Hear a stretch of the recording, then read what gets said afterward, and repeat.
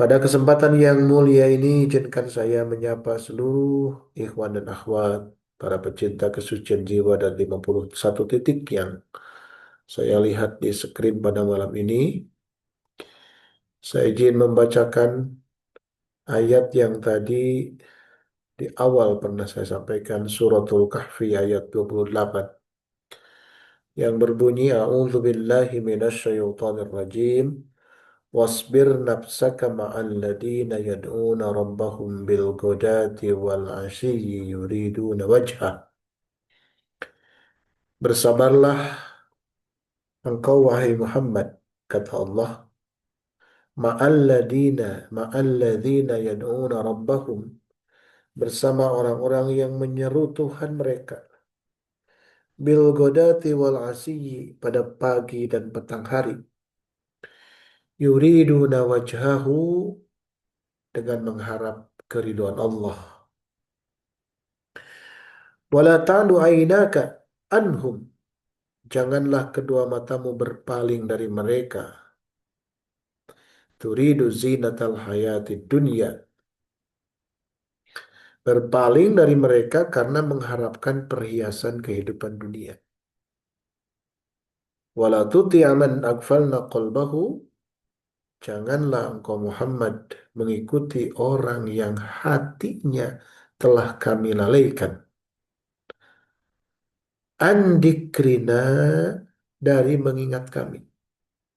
Wattaba'a hawahu, dan orang tersebut mengikuti hawa nafsunya. Wa kana amruhu furuta, dan keadaan orang tersebut melewati atau melampaui batas. Hadirin ikhwan akhwat para pecinta kesucian jiwa rahimakumullah. Kenapa ayat ini saya pilih pada malam ini? Saya berpikir ini ayat yang perlu kita pegang, perlu kita ulang-ulang, perlu kita resapi, perlu kita renungi makna dan syarahannya atau tafsirnya. Mengingat kita berhadapan dengan kondisi yang relate, yang sangat berhubungan erat dengan ayat ini. Meskipun sebenarnya sepanjang masa, sepanjang hayat, ayat ini tetap relevan. Tetap solihun likulli zamanin wa makanin. Karena memang karakter Islam, karakter Al-Quran itu adalah solihun likulli zamanin wa makanin. Selalu cocok, selalu sesuai, selalu relevan dengan konteks zaman dan tempat.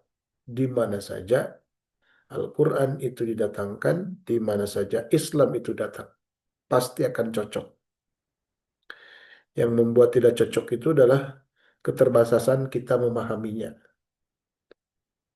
Jadi segala hal sudah ada jawabannya dalam Al-Quran, tinggal kemampuan kita mengeksplorasi, menafsirkan, mensyarahkan ayat-ayat Al-Quran tersebut untuk konteks kehidupan kita masing-masing. Termasuk suratul Kahfi ayat surat Al-Kahfi ayat 28 ini. Nah, mari kita mencoba memaknai ayat ini perspektif tafsir Isari. Perspektif dengan sudut pandang tafsir Sufi, tafsir Thariqah. Kita coba pecah satu frasa, satu frasa. Pertama, wasbir nafsaka. Sabarlah engkau wahai Muhammad. Ayat ini ditujukan kepada Nabi Muhammad Shallallahu Alaihi Wasallam saat itu. Ya, kalau kita lihat sabab nuzul ayat ini, ya, sabab nuzul ayat ini adalah berkaitan dengan bagaimana tokoh Quraisy yang merasa gengsi, yang merasa sungkan untuk duduk bersama kaum muslimin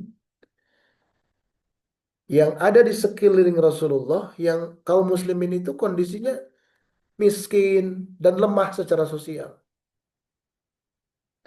Pokoknya posisinya tuh tidak ada posisi tawar apa-apa, serba kekurangan, ya, didiskreditkan, dibully orang lain, jadi lemah secara sosial.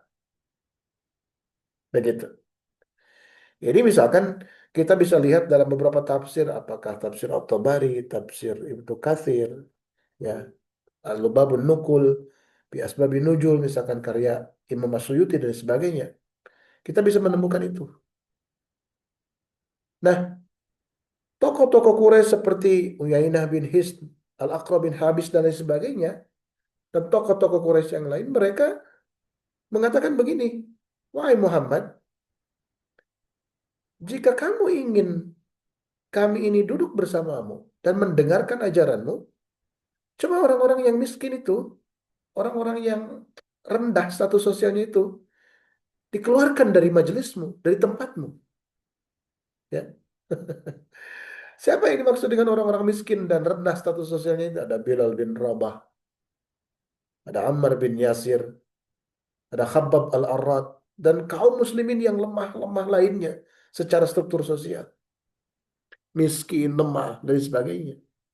Nah, tokoh-tokoh Quraisy itu mengatakan, saya mau dekat denganmu, saya mau duduk di majelismu, di tempatmu, ya, di tempat kamu mengajari sahabat-sahabatmu, asal mereka yang miskin-miskin, yang rendah-rendah itu dikeluarkan dari majelismu. Aku nggak suka duduk dengan mereka. Ini sabab nuzul turunnya ayat ini. Ya, yang menjadi sebab turunnya ayat ini. Kata Allah, sabarlah kau Muhammad. Ma'alladina yad'una rabbahum bil godati wal asiyyi. Bersama orang-orang yang senantiasa menyeru Tuhannya, menyeru Allah, ya, pada pagi dan petang hari dengan mengharap keridhaannya. Jadi mereka yang berada di sekeliling Rasul itu adalah mereka yang senantiasa menyeru kepada Allah, berzikir kepada Allah di pagi dan petang hari demi tujuan wajah Allah. Kalau dalam terjemahan umum itu diartikan dengan tujuan mengharap ridho Allah. Begitu. Ya. Nah, wala tadu ainaka anhum. Jangan sekali-kali kau memalingkan kedua matamu dari mereka. Mereka itu siapa? Orang-orang yang rutin, kontinu, istiqomah, menyeru kepada Allah, berzikir kepada Allah setiap pagi dan petang. Jangan kau memalingkan matamu dari mereka. Kenapa? Turidu zinatal hayati dunya. Karena engkau berharap akan perhiasan, gemerlap, kemilau dunia. Jangan kau palingkan matamu. Ya. Jadi wasbir nafsaka itu ini perintah Allah kepada Nabi Muhammad saat itu. Sabarkan dirimu wahai Muhammad ma'alladzina yad'una rabbahum bersama orang-orang yang selalu mengingat Allah, menyeru kepada Allah bil ghadati wal asyi di pagi hari dan di sore hari, di petang hari. Nah, as-sabru huna laisa mujarradu tahammulin. Sabar yang dimaksud dalam ayat ini bukan semata-mata, bukan hanya menanggung beban. Misalnya ada masalah kita tahu, nggak hanya sekedar itu terlalu terlalu eh, terlalu rendah derajatnya, terlalu kecil bebannya. Kalau hanya sekedar menahan bencana, menahan ujian dan sebagainya, itu terlalu rendah. Tapi apa? Bal habsun nafsi an ma'lufatiha. Akan tetapi yang paling penting adalah mengekang jiwa kita, mengekang hawa nafsu kita an ma'lufatiha dari sesuatu yang diinginkan oleh nafsu, yang menjadi orientasi, yang menjadi ambisi nafsu itu sendiri. Wa kahubbiha ala talabil jahi wal uluwi wal makanati.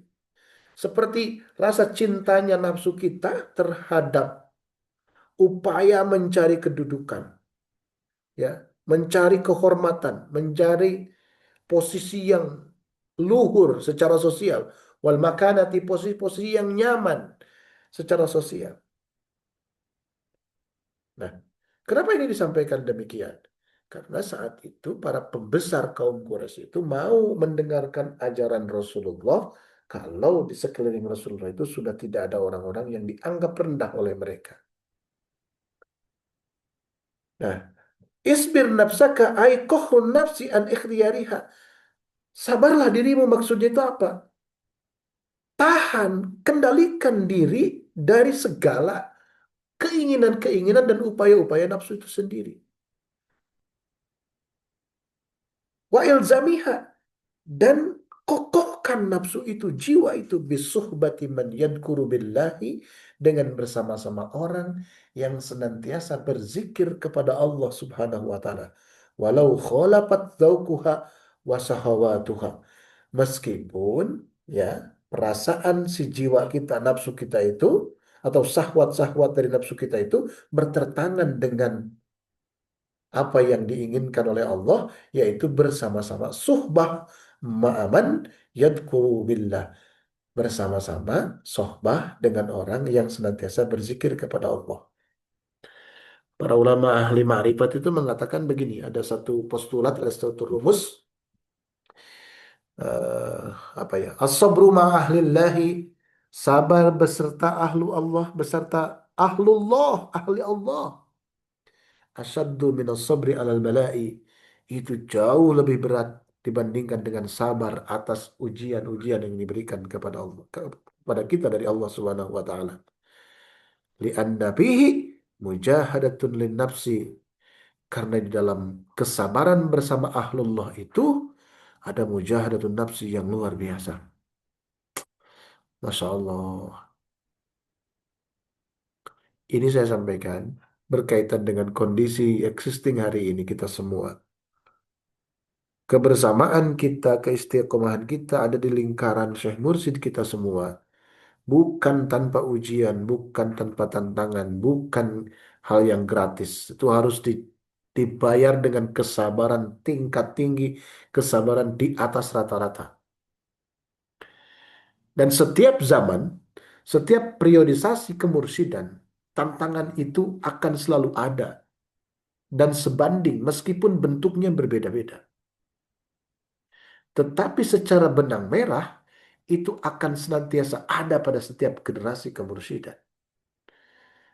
Hari ini kita tantangan kita berhadapan dengan sebuah kenyataan kehidupan modern mengenai hadirnya media sosial di tengah-tengah kita semua. Kita nggak bisa membantah, kita nggak bisa menghindar dari itu semua. Karena itu ibarat pisau bermata dua. Siapa yang menggunakan untuk kebaikan, maka kebaikan yang akan kita tuai. Siapa yang kita gunakan, yang menggunakan untuk keburukan, maka keburukan itu yang akan dirasakan.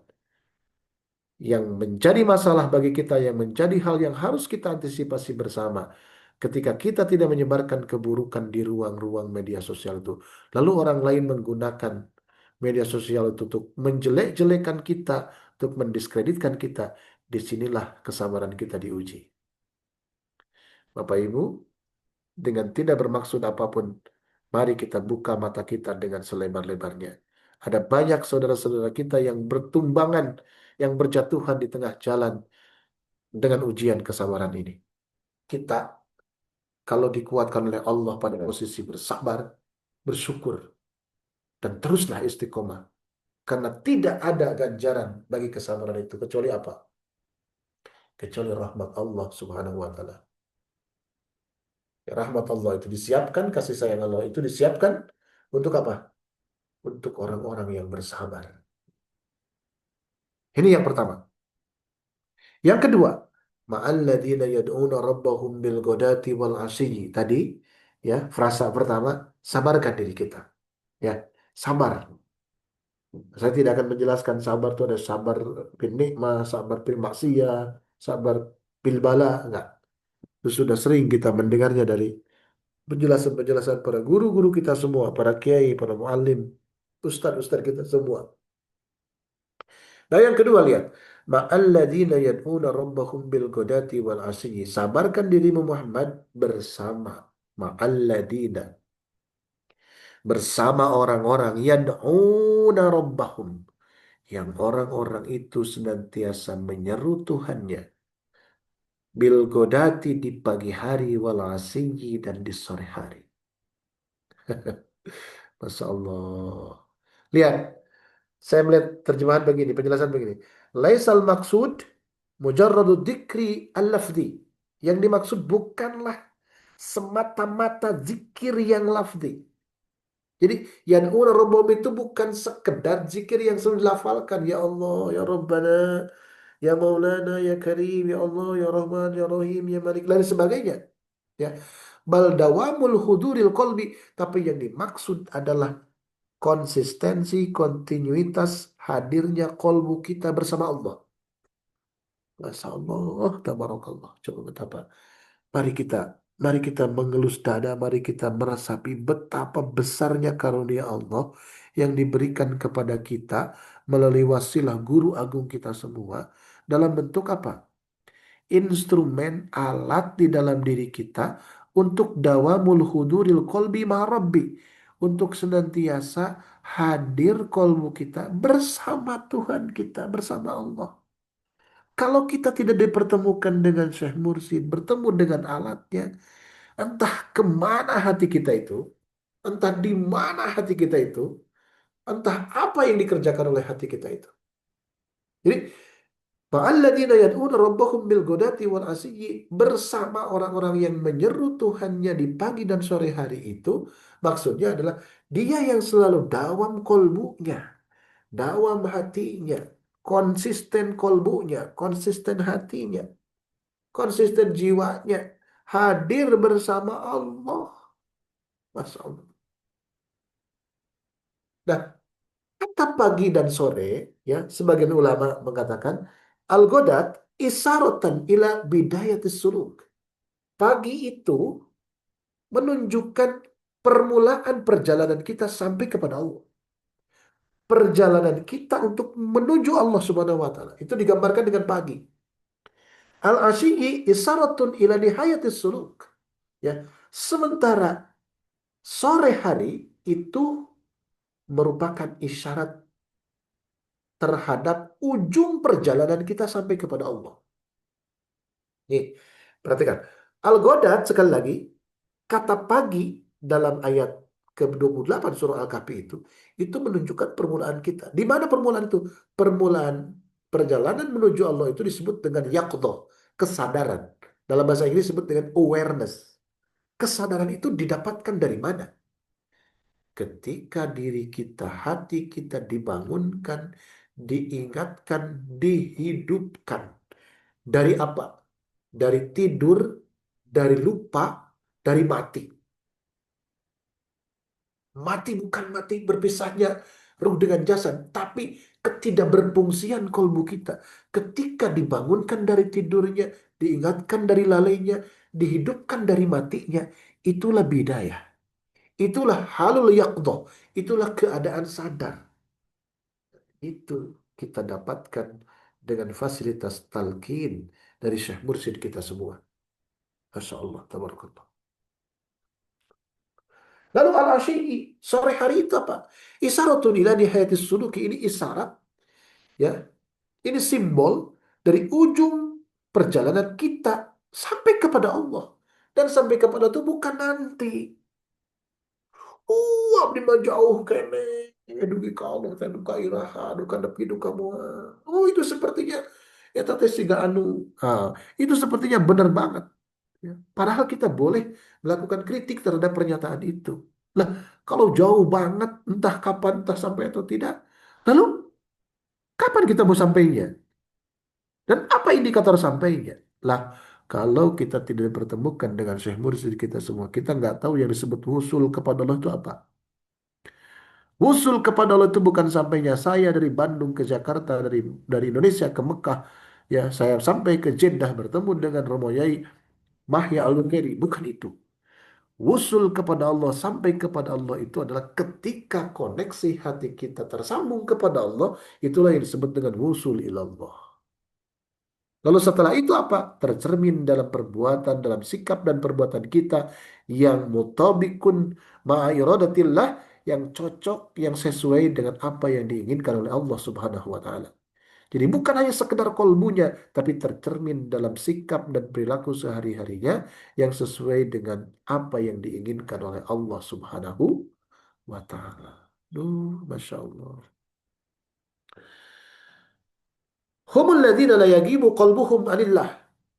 Orang-orang yang menyeru Allah di pagi hari dan di sore hari itu adalah orang-orang yang tidak pernah kolbunya itu absen anillahi dari Allah Subhanahu wa taala. Fi bidayati tariqi wala fin nihayatihi. Di awal perjalanannya menuju Allah ataupun di ujung perjalanannya ketika sampai kepada Allah Subhanahu wa taala. Masya Allah, Masya Allah, tabarakallah. Ini yang kedua. Yang ketiga, yang keempat, dan seterusnya, waktunya sudah habis. Mudah-mudahan panjang usia kita disabarkan untuk terus bersama dengan Ahlullah, bersama Hadratus Syekh Pangarsa Paus. Banyak Amin. tantangan, banyak godaan, tapi bersabarlah. Fasabrun jamil, tidak ada lagi jalan Amin. kecuali bersabar. Sabar itu Allah. artinya bukan diam, sabar itu bergerak. Tunjukkan akhlak yang baik, tunjukkan perangai yang baik, tunjukkan perilaku yang luhur. Ya, berbudi luhur bersama-sama dengan Dat Allah yang maha luhur. Gitu. Jadi tunjukkan bahwa kita ini adalah ahli zikir. Tunjukkan bahwa kita ini adalah orang yang bertoriko, bertasawuf. Dengan apa? Dengan kemuliaan akhlak kita. Tidak ada jalan penyelesaian ketika dibenci orang lain, kecuali kita memuliakan yang membenci kita dan mendoakannya agar senantiasa dibukakan jalan bahwa kita tidak pada posisi bertentangan dengan mereka. Soal berbeda pendapat itu adalah hal yang biasa. Tetapi jangan sampai menimbulkan permusuhan dan melawan kejelekan orang lain dengan kejelekan serupa. Ingatan bi, ya, ingatan bi. Asih kajalma numi kangewa kamane. Sayang kepada orang yang membenci kepada kita semua. Semoga Allah kuatkan kita, Allah istiqomahkan kita, Allah sabarkan kita semua untuk terus Amin. bersama dengan orang yang senantiasa tidak terlepas hatinya dari Allah Subhanahu wa taala, guru kita semua. Amin ya Allah ya rabbal alamin. Berkah untuk kita semuanya, berkah segalanya semuanya selamanya. Wallahul muwaffiq ila aqwamit thoriq. Wassalamualaikum warahmatullahi wabarakatuh. Waalaikumsalam.